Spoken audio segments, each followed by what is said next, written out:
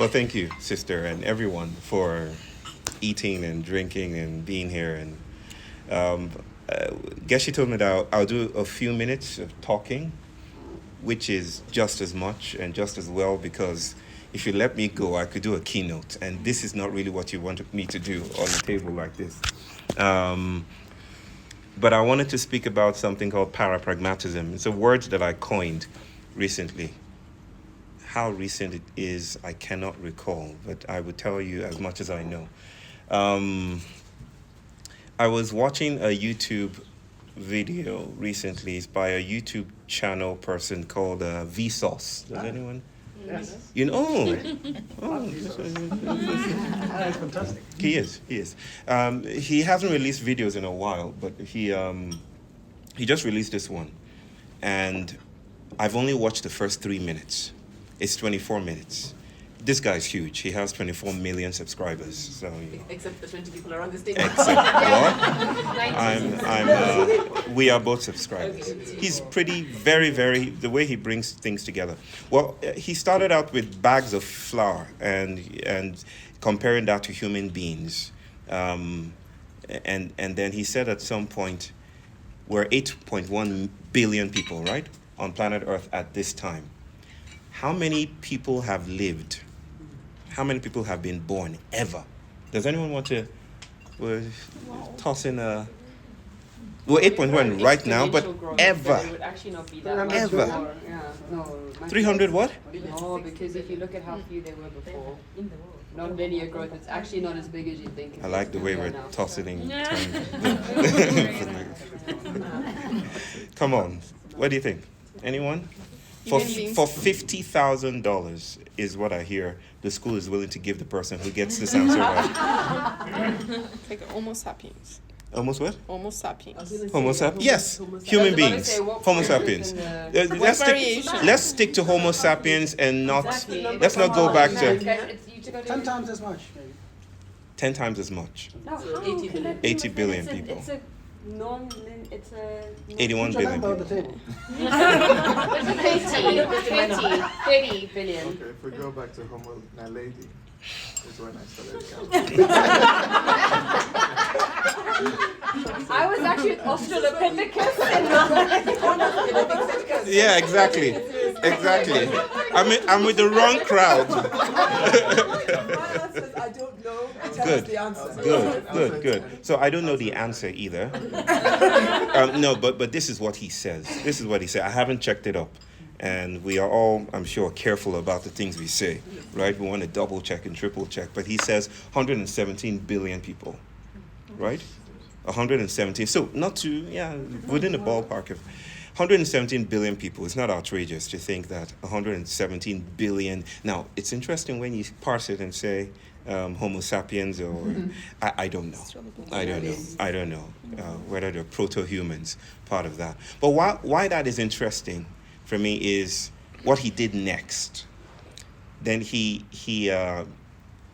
brought bags of flour to show what each grain would represent if it's 117 billion. So the entire screen was filled with flour, just baking flour. And then he said, out of all of this, in your lifetime, the number of people you will know and meet is equivalent to this. And then he stuck a knife into a single bag and brought little droplets out. I'm not sure what that represented, but maybe a few thousands that we will never know beyond that few. And then he came up with the mic drop, I think. We don't know who we are. We don't know our own species, right? We just speculate about what it means to be human, but we know more ghosts than humans, right? There are 100 billion ghosts, right? And there are more ghosts of humans, rather, than humans that we actually know and we will ever know. And that got me thinking about the accusations that often come my way as a post-humanist scholar, right? Especially in times that are troubling like these ones. I'm usually accused by my colleagues, not just by my colleagues, by lots of people, that I'm not paying attention to the humanitarian crisis across the world, Gaza and stuff like that, that we should just do something about it. Just do something, right? A famous, whose name I will not mention, but he's a famous, highly respected British, that's as far as I'm willing to go, British black philosopher says people should not listen to me. That that's the problem with post-humanists, right? They just sit around in their philosophical chairs and wax poetic about them. This felt like a way to respond to that, and I did respond to this brother. But this felt like a way to respond to that, because I think humanism as a philosophy, we do know that, right? Humanism as a philosophy is too inadequate to hold the weight of human experience, right? It's too tiny. That in order to understand the human, we need to understand tables and chairs and wine and glasses and light and intensity and things that we don't usually categorize under the banner of human. That the human is much more spread out, diasporic, fungal, architectural, archetypal than the tiny thing that we call human.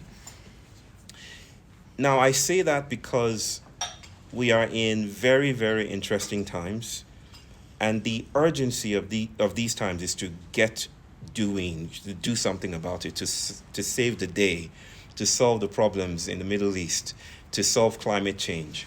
And I come from a part of the world where those solutions are causing us to think or rethink what it means to be active, right? What it means to be part of an activist world, right? I don't know how many of you grew up in Nigeria here. Sister Yewande, you didn't, right? I did till I was 12. Till you were 12. Where did you grow up? I was in Ilefe. Wow, My dad is from Ondo. You're from, was from Ondo. Yeah, but I grew up in Ife. You did he study at Ife? My dad? Oh, Obafemi Awolowo University? My father? Yes. He taught there. He taught there. And he studied at Ibadan and then Edinburgh. Okay. Brother, you did some growing up there too, right? I grew up mainly in Cotonou. You but I went to boarding You went to school. boarding, okay, in Lagos. Growing up in Lagos, I didn't have the words then. I didn't have the terms then. But I quickly caught the logic of the world that we were operating in. There was a giant mountain of trash just near my school. And this mountain of trash had, how do I call it? It had all the items of righteousness that the global north could not abide, right? It had discarded pieces of trash, computer screens labeled with recycling on it. So as I tell most people, I knew what recycling meant, or I knew what it was before I knew what it signified, right? I grew up in that logic, right? We were littered with solutions. And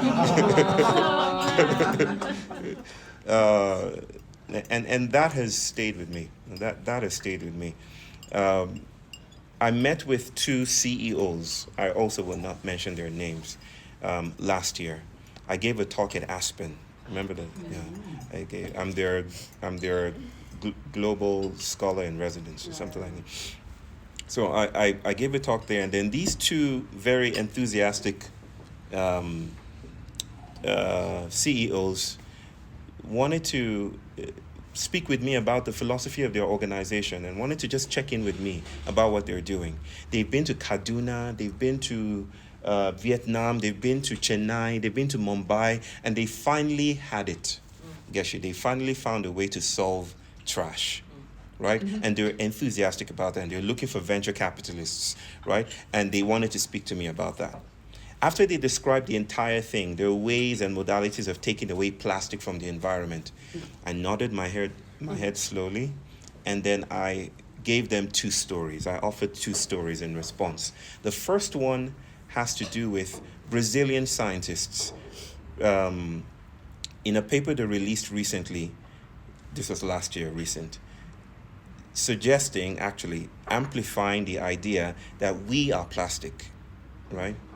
That we are populated by microplastics everywhere. Our brains, our cells, we have plastic in our reproductive systems. Everything seems to be plasticky. And then the second story was the very, very fiction tangential story of Lego bricks, Lego dragons that spill ashore every year.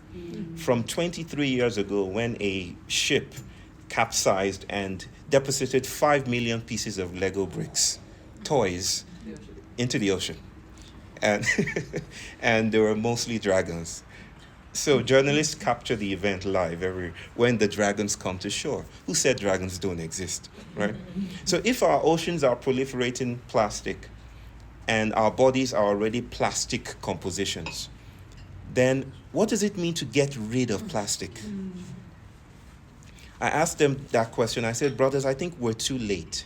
And I'm not trying to sound like a prophet of doom and gloom. I'm just trying to say that we are already in a spiraling loop, some kind of trance-like circuit where we convince ourselves as thoroughly and as eloquently as we can that if only we give this much philanthropic attention to an issue, or if only we articulate and get all the scientists together, we can solve all our problems. The Socratic imperative. Just get the wise people in a room, mostly PhDs, and presto, solution. And I'm not even against solutions. I'm just, well, I'll tell you much more about that. Well, they haven't contacted me since, is what I'm saying. They left. They said, we'll speak to you next week or something like that. I didn't hear from them anymore. But I guess I tell these stories to suggest that I've been attuned to what I'm calling a theater of solutions, right? It's like a territory that is convinced that action can be legible, clear, and proportionate, and can guarantee a world, possibly a utopian version of our world, at the end of powerful action. And I'm increasingly suspicious of that idea. Maybe one more story, just for good measure. Growing up as a Christian, I no longer identify as such, but growing up as a Christian, I was always intrigued by the story Genesis, the story of Genesis, the story of creation. So God made everything. God made the heavens and the earth, and then day 2, what did he do? I forget my scripture. Anyone here? Oh, y'all are going to hell. No. Within 7 days. Yeah, what is it? Can't wait. Can't wait to go to hell. Day 2, he did something. Day 3, he did some other stuff. You know, day 4, there was a committee, maybe peer review, blah, blah, blah, blah, blah, blah. Day 5, I think he did animals, certainly before he did humans. And the animals were having a party. They're like, oh, you know, we're here, you know, cool, you know, you, let's name each other. And then by and by, we came. The humans came. And then the part that really frustrates me is that God asks Adam to name all the animals. And I'm like, it feels deeply colonial, right? Right, all the animals were just hanging by, so we don't know what we have no idea what to call each other until the man comes. It felt deeply colonial. It felt like a taxonomy, a classification system, an imperial structure. They were doing absolutely nothing. It mimics the whole colonial intervention, right? You were doing nothing, you were uneducated. I mean, I imagine Adam saying to Lion that you shall now be called Lion. And Lion was like, but that dude there called Fred called me Jake. Now, what do we do with that? You know, now I'm Lion. So the idea of being named forcefully speaks to me about other logics and rationalities in place, how our bodies are named, how we are appellated, called, conditioned, nourished, you know, fixed in place, so that it mimics and echoes itself in the ways that we're called to act, I think. The ways we're called to be practical, to do something. It feels neutral. What I'm trying to suggest is that what we name or what we do under the banner of pragmatism is no less ideological than any other thing. It is just as political to do something. right? Doing something is political. It's an act. And I'm not critiquing action. I'm saying that pragmatism is a configuration of action in which action is produced as something, as I've said earlier, legible, clear, guaranteed, right? Like the thing to do about Gaza is call your legislator. That's how to do. Call your legislator. The thing to do about climate chaos and environmental degradation is recycle. At what point do we start to notice that we're stuck in a loop and being pragmatic could be actually conditions for the worsening of our lives, right? When I say this to Americans, that 90%, I don't know why I said, yeah, it's mostly Americans. Yeah, when I say this to most Americans, that 90% of trash, or 96%, that you so wonderfully curate into these carefully delineated, colorful boxes that promise you righteousness at the end of your activity. That when you have deposited these things, 90%, it doesn't go to a faraway land called away. It doesn't go to green emerald cities. It goes to Nigeria, it goes to India, it goes to the global south. When I tell them that, they don't know what to do. And I understand that. It's not like I'm telling you solve it. I'm saying we are stuck. The humanist anthropocentric idea that we can summarily come up with a solution, snap our fingers like Thanos, and just beat our way out of our situations, has to meet a humility that tells us, no, we act as part of territory.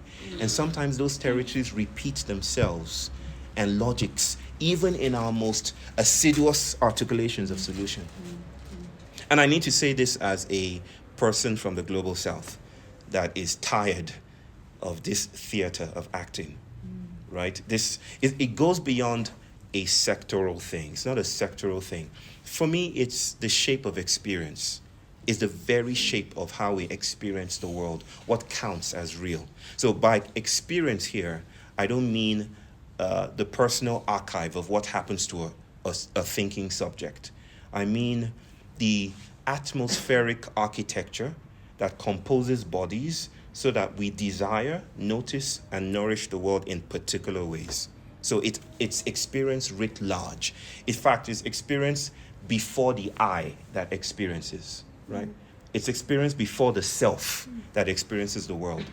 It's all the ways we are put in 3x3 feet boxes. I'm referencing the slave ship.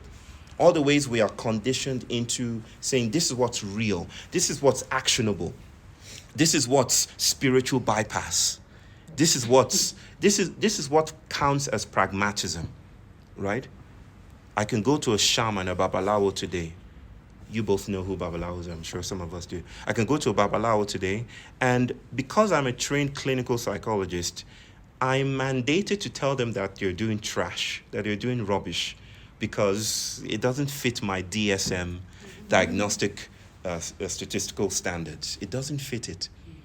And so all the ways we parse the world into the real versus the unreal, all the ways we tell ourselves that this is what it means to be a proper self, is exactly what is at stake here. So my little point is not to bash decision-making or action. It's to say action is no less risky. Action is no less populated by ideology. It's not neutral. It's not culture-free. It's definitely tinged with colonial imperatives. And sometimes, even with our greatest intentions, we can populate the same logics we're trying to exit from that has oppressed our people. Let me end it in this way.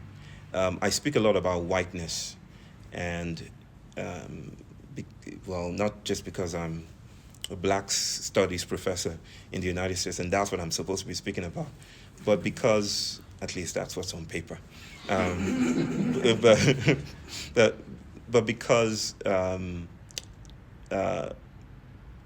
I need this to be heard again and again. The whiteness is not white skin.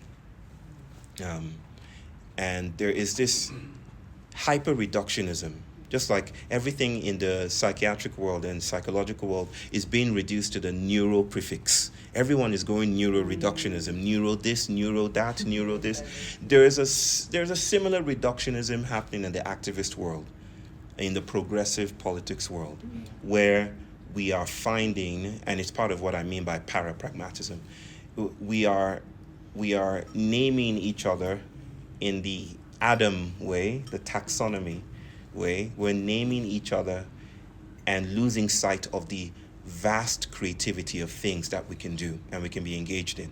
We're so fixated on the pixel that we've forgotten the framework, is what I want to say. Whiteness is not white people. Whiteness is the shape of experience. It's this architecture of what's real and what's not real. And someone is black, and I would probably say I'm the blackest person in the room. Someone as blackety black, as black as. Everyone's bestie. What did you say? Everyone said yes. No, they're looking like. They're looking? If it's true. Yes, I'm usually the blackest person in the There were room. different shades of grey. We didn't know this. There are, brother. There are colonial, political, different shades of gray. There's black. There's blackety black. I'm blackety black. I'm blackety black. The Nigerian kind, which is not gracious, especially at borders, right? But I digress. What was I saying? But you're not white. No, yeah, that's part of the course. What I was trying to say was with siblings is that Nigeria, being the blackest nation on earth, the largest conglomeration of black bodies, is pretty white. Not because it has white people, but because our political imaginaries are white. Because how we think about the future is white. And by white, again, I need to emphasize this. It's not, by whiteness, I don't mean Caucasian. I mean, and the term is, of course, fraught with tensions. But by that, I mean all the ways that the colonial edifices of our time have constructed subjective experience so that we reduce the world to simple codes and algorithms and leave out all the other things that could be possible. That's what I mean by whiteness. By whiteness, I mean neurotypicality. All the typical normative experiences that counts as real to the exclusion of other kinds of actions, right? So when I say para-pragmatism, I'm borrowing from my colleague, Nahum Chandler, who's the professor that coined the term para-ontology. Okay, which is related to W.E.B. Du Bois and black scholars Saidiya Hartman, Sylvia Winters, Hortense Spillers, people who have been speaking about blackness not as black people, but as the possibility of a different shape of experience, right? If you reduce blackness to black people, that's just whiteness repeating itself. Whiteness is concerned with categorization and conceptualization in a final way. Right? That's what whiteness wants to do. That's what white modernity is up to, right? And that's how it wants to capture action as well. That if you're not acting in this way, you're part of the problem, right? If you're not showing up in this way, you're part of the problem. And I think since October in 2023, ever since the recent inflammation in the Middle East, we are beginning to sense the absurdity of our so-called actions, right? It's almost reducible to a few lines on the internet. I stand with Gaza, right? And I wonder if this is what action looks like. I'm not looking for something more radical. I'm just critiquing or diffracting the ways that we frame action within modernity. And I'm asking, are there other things that can happen that do not depend on the sovereignty of the so-called independent human subject? Are there other ways of dreaming together? Are there other ways of feeling together that we haven't paid attention to? I promised I'll end on that note, but let me end on this one. Okay? I told you that that's the danger with letting me go. Early in my academic work, I was, and this is what led to my breaking away from the church. I grew up in the church. I flew with pastors around the world, the Pentecostal kind, the TV Joshua kind. Yeah. Not TV Joshua, you know. The kind, right? In that category. I did a lot of that, right? Because I was favored. I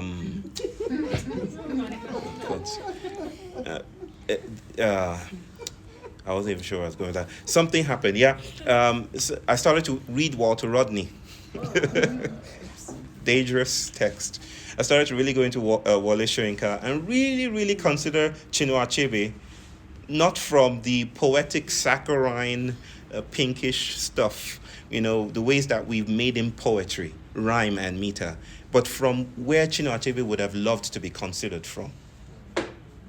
And then it became clear to me that my black fist wanted to be up in the air. So my black fist was up in the air and I was countering everything. I was countering everything I could counter.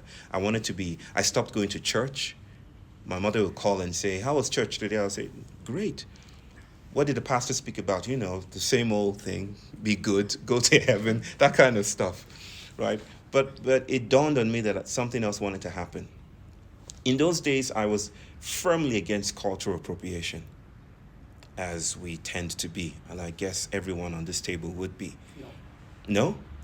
Okay. Good. Oh, you're not against cultural appropriation? I have a Different take. Good, beautiful. Let's talk, sister and brother, after this. But I parsed the world into clear cultural boundaries and categories, and I didn't have an emergent relational Whiteheadian philosophy that would allow me today to see how things mix and spill into each other. So then it was different for me. Many of you might know that Nigerians, well, not present-day Nigerians, but the British sent an expedition, a force, an army, to kill the old Benin kingdom. They captured the king, whose name I cannot pronounce, and they stole artifacts, which are now domiciled in British Museum, the Louvre, everywhere. And activists have been trying their darndest to retrieve these items for decades. And it's usually the same response: finders keepers. And I'm not even exaggerating. A British parliamentarian literally said the word finders keepers. And he suggested that these artifacts are so precious that we cannot trust you, that you have the infrastructure to take care of them. Egypt, right? They had to build that whole museum. Yeah. So, yes, I was one of those inflamed by this and angry with this. And of course, cultural appropriation is an academic response to that. But then I started to notice that there's something about cultural appropriation that reinforces the logic that gave birth to appropriation in the first place. It's almost circular. I will explain. It's that cultural appropriation almost squarely depends on the idea that cultures can be delineated and parsed. That when a colonizer comes to a new territory and says, "You are a tribe," and does that Adamic naming ritual again, we can only understand ourselves within the boundary of that naming ritual, right? And as such, it seems that even the protest against the thing becomes the thing reinforcing itself. That's why I asked in the beginning, what if the way we respond to the crisis is part of the crisis, right? And so I started to look for a third way, something else, a para. By para, you're not bypassing, you're sidestepping the logic in order to find other ways of being present, right? I read this article. Guess you know this one. You know this one? I've been telling the story about The Economist. Oh, yes. A journalist went to the British Museum and found out that it's been haunted by the Benin bronzes. Now, let me just say that again. This article did not appear in New Age Today or Ghost Weekly, right? it appeared in The Economist, right? The most serious conglomeration of words ever archived in human history, I would argue, for my own benefit. right? It came out right there that these guards, under the banner of anonymity, were reporting that everything was haunted. They didn't want to be fired, but that bizarre things are happening. They would close the door. The Benin bronzes is a rich trove of treasures, right? They would close the doors for the night and chain lock it and go to the toilet and relieve themselves, only to come back out again and the doors are blasted open. There were many accounts. I would urge you to go look for it. It's on the internet, behind the paywall, right? But you found it already? You found it already? It's called Restless Objects, I think. The idea that the world is not still, that even the things that within your analysis is appropriated also has a life of its own, that the world is animated and doing things like that beautiful cartoon, Toy Story, where things go bump at night. That's the magic that I am interested in when I name a thing called para-pragmatism, that I think we're too limited in our notion of the pragmatic. The world is active in ways that we cannot anticipate. That the world is more surprising, that the sacred is not in short supply. And it might make me sound woo-woo, but if that's the risk it takes, if that's the cost of saying what I have to say, then I will gladly pay it. That I cannot afford the solutionisms of the global north at this time, right? I cannot afford the righteousness-seeking philanthropies, right? That ask you to do your best, but invite you to write an essay on what you did with your money and guarantee that led to impact. I think the most annoying word in that I've ever come across of late is impact, right? Impact, this notion of impact, the geometries of impact that leaves out too much and obscures too much. So this is my short-handed, long-form way of suggesting not that action is to be dismissed, but that action is political. And that there are other things in the room, if only we knew how to notice them. And that maybe this is a time for what I call the para-political, which is experimental, artistic, and engaged in what might be called a ritual of presence. This is what Laura here has given that term, a ritual of presence, which is not about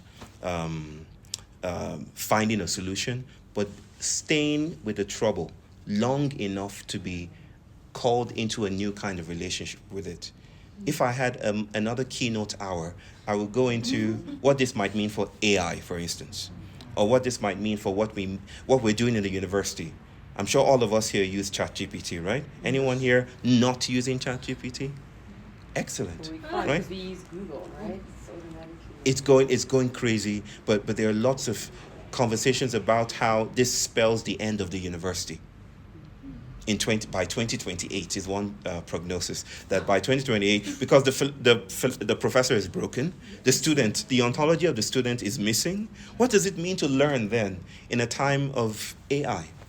Beautiful questions we can ask, but all of these cannot be held within the anorexically tiny space that we call pragmatism. We need something more, buoyant to hold the weight of expectations, the ancestral, the archetypal, the philosophical, the spiritual. And that is what I would name para-pragmatism in an uneasy nutshell.